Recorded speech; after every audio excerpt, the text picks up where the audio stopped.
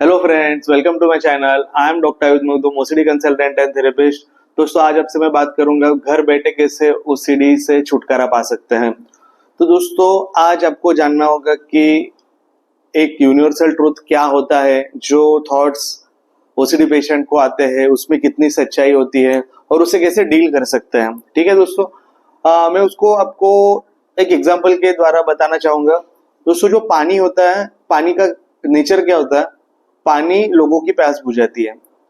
पानी अगर एनिमल्स ने पिया तो भी उसकी प्यास बुझती है, ह्यूमन बींग्स ने पिया तो भी उसकी प्यास बुझती है। तो दोस्तों, एक पानी का नेचर है, वो लोगों की प्यास बुझाता है, तो इट्स एन यूनिवर्सल ट्रूथ।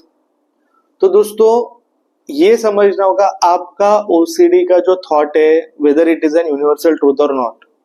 ठीक है, अगर किसी को लगता है कि ये थॉट मुझे आया और मेरे साथ कुछ बुरा होगा, तो उस पेशेंट को दोस्तों देखना है कि ये सेम थॉट बाकी लोगों में भी आ रहा है क्या, और आ रहा है तो वैसे कंपल्शन कर रहे हैं क्या। तो दोस्तों, आपको तुरंत पता चल जाएगा कि ये ऐसे थॉट की कोई सच्चाई नहीं है, इसके लिए बाकी लोग कुछ कंपल्शन नहीं करे। आपको जो थॉट आता है, ओसीडी पेशेंट को जो थॉट आता है, ऐसे थॉट बहुत सारे लोगों को, नॉर्मल व्यक्तियों को भी आते हैं, लेकिन ये डर से रिएक्ट नहीं करते। ये दोस्तों बहुत ज्यादा एक ऐसी चीज है जो नॉर्मल पेशेंट और ओसीडी पेशेंट में डिफरेंशिएट करती है। ठीक है, तो दोस्तों, आपको ये जानना है कि आपकी थॉट में यूनिवर्सल ट्रूथ है क्या नहीं, सच्चाई है क्या नहीं। मेरे पास एक पेशेंट था, उसको लगता था वो कोई तो एक देवी के मंदिर में कभी नहीं गया था और उसके घर में कुछ तो एक दुर्घटना घट गई। तो हमेशा खुद को ब्लेम करता रहा हो कि मैं मंदिर में देवी से ये चीज नहीं मांगा और इसके लिए मुझे फिर हमारे घर में ये हो गया, ये दुर्घटना हो गई। तो बार बार है ना, वो प्रे करने लग गया, बार बार गिल्ट फीलिंग करने लग गया, कंपल्शंस करने लगा, और दोस्तों उसको फिर रिलीजियस ओसीडी हो गया।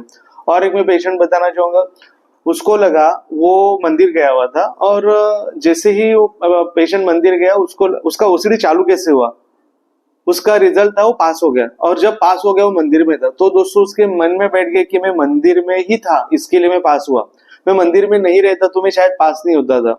तो दोस्तों, ये ना, इसके बाद उसने उस चीज को इतना ज्यादा सीरियसली ले लिया, वो हर एक चीज बिना मन्नत मांगे या फिर बिना मंदिर में गए या फिर बिना देव देवियों से बिना कुछ मांगे वो करता ही नहीं था। कोई भी चीज हो, फिर कोई भी शुभ हो अशुभ हो, कोई भी चीज करना है तो पहले वो मंदिर जाएगा, प्रे करेगा, फिर करेगा। धीरे धीरे ना दोस्तों, उसका ये चीज है ना, ओसीडी में चेंज हो गया। वो 4-4 5-5 घंटे कंपल्शन करने लग गया, प्रे करने लग गया। उसको समझा नहीं कब ओसीडी में चेंज हुआ। तो दोस्तों, जब ये पेशेंट मेरे पास आया, तब मैंने पूछा कि कितने बच्चे और पास हुए थे तुम्हारे साथ। तो दोस्तों, 70 और बच्चे पास हुए थे। जब मैंने ये सवाल पूछा कि 70 जो बच्चे पास हुए थे वो सभी मंदिर में थे जब रिजल्ट आया, तो दोस्तों उसने खुद ने आंसर दिया कि नहीं, ये सब बच्चे नहीं थे मंदिर में, कोई कोई बच्चे तो ट्रिप पे चले गए थे, कोई बच्चे घर में थे। मेरे जो अच्छे दोस्त थे जिनको मैं जानता हूँ, जब रिजल्ट आया तब वो कोई भी उसमें से मंदिर में नहीं था, मैं अकेले मंदिर में था। तो दोस्तों, उसको खुद को आंसर मिला, एक बिलीफ बन चुका था कि मंदिर जाने की वजह से मैं पास हुआ और उधर से ओसीडी हुआ। उसको उस दिन पता चला कि नहीं, मैं कर्म किया, मैंने पढ़ाई किया और कोइंसिडेंटली मैं मंदिर में था, इसके लिए मैं पास हुआ। तो दोस्तों, ये ना, ये सब आपको जानना है, क्या सच है क्या झूठ है, और एक बिलीफ बना लेते हो और उसके चक्कर में आप कंपल्शंस करने लग जाते हो, गलत है दोस्तों। तो आपको है ना, कभी भी ऐसा थॉट आता है तो देखना है बाकी लोगों को भी ये थॉट आता है क्या। बाकी लोगों को ये थॉट आता है तो बाकी लोग ये कंपल्शंस करते हैं कि सिर्फ मैं कंपल्शन करता हूँ।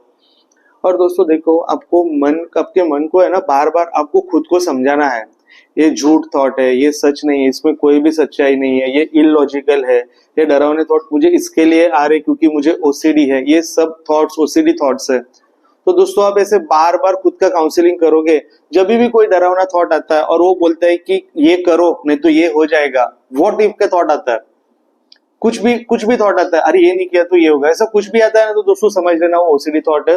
और कुछ भी कंपल्शन नहीं करना है, बार बार ब्रेन को समझाना है this is an OCD thought and I am not paying attention to this thought, और आपका काम करना है। आप वो थॉट में उलझे नहीं रहना, वो थॉट के साथ झगड़ा नहीं करना है, आपको आगे बढ़ना है। अभी अभी तक आप क्या कर रहे थे, कंपल्शन कर रहे थे, अभी आपको कंपल्शन नहीं करना है, थॉट को एक्सेप्ट करना है। ये थॉट ओसीडी थॉट है, मैं एक्सेप्ट करता हूँ और आगे बढ़ना है।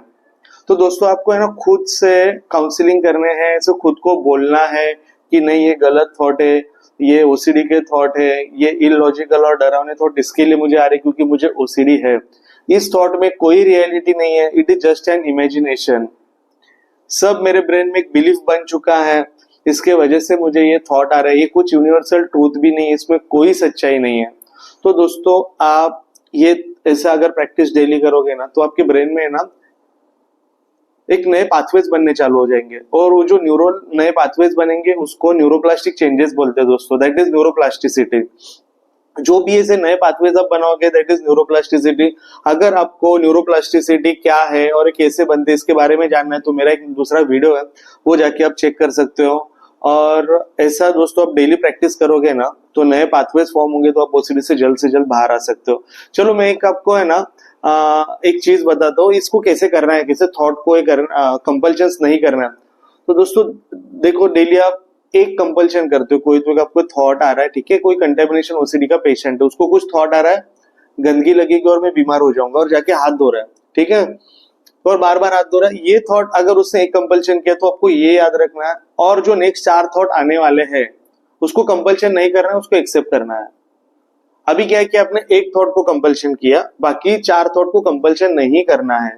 तो दोस्तों जब आप कंपल्शन या कुछ रिएक्शन वो थॉट को नहीं करोगे, वो अगर ज्यादा होंगे वो थॉट से जिस पे आप कंपल्शन कर रहे हो, तो दोस्तों आपका ब्रेन वो चीजों को कैप्चर कर लेगा, और ब्रेन जो डर है, जो एमिगडाला सेंटर है डर का, वो चीजों को कैप्चर करेगा और बोलेगा ये पेशेंट को अभी ये डर की वजह से कुछ कंपल्शंस नहीं करता, ये डर की वजह से इसको कुछ गिल्ट फीलिंग नहीं होता। तो दोस्तों अपना ब्रेन है ना वो सब कैप्चर कर लेता है जिस चीजों को आप कंपल्शन नहीं कर रहे हो। तो अब जैसे जैसे आगे बढ़ोगे ना, आप जैसे देखोगे ना आप कंपल्शंस कम कर रहे हो और थॉट को एक्सेप्ट करके रिएक्शन नहीं कर रहे हो, थॉट्स जैसे बढ़ रहे हैं ना, और जैसे जैसे नए न्यूरल पाथवेज फॉर्म हो रहे हैं ना दोस्तों, आपका खुद का कॉन्फिडेंस बढ़ जाएगा। खुद का कॉन्फिडेंस बढ़ जाएगा, आप खुद ही अपने आप को डील कर पाओगे। कितने भी डरावने थॉट आने दो, कितने भी इलॉजिकल फेक थॉट्स आने दो दोस्तों, आप खुद अपने आप को संभल पाओगे, और दोस्तों ओसीडी से जल्द बाहर निकल पाओगे। और दोस्तों इसी चीज को डेली आपको घर बैठे बैठे प्रैक्टिस करना है। आप ये चीज कर सकते हो, मैं आपके साथ हूँ। तो दोस्तों इसी संदेश के साथ मैं आज का वीडियो समाप्त करना चाहता हूँ। एक चीज मैं आपको बताना चाहता हूँ, ये दोस्तों अपने सोसाइटी में ना थोड़ा ओसीडी को लेके थोड़ा अवेयरनेस नहीं है, तो आपको भी ऐसा लगता है तो प्लीज मेरा वीडियो बाकी लोगों के भी शेयर करिएगा। आपको मेरा वीडियो पसंद आता तो लाइक एंड सब्सक्राइब करना ना भूलिएगा। और दोस्तों मैं ना डिप्रेशन, फोबिया, एंजाइटी, ओसीडी से रिलेटेड है ना वीडियोस बनाते रहता हूँ। आप चाहते हो कि मैं ऐसे कुछ नए वीडियोस बनाऊं तो दोस्तों प्लीज कमेंट बॉक्स में जरूर कमेंट करके बताइएगा। Please take care of your self. Thank you so much.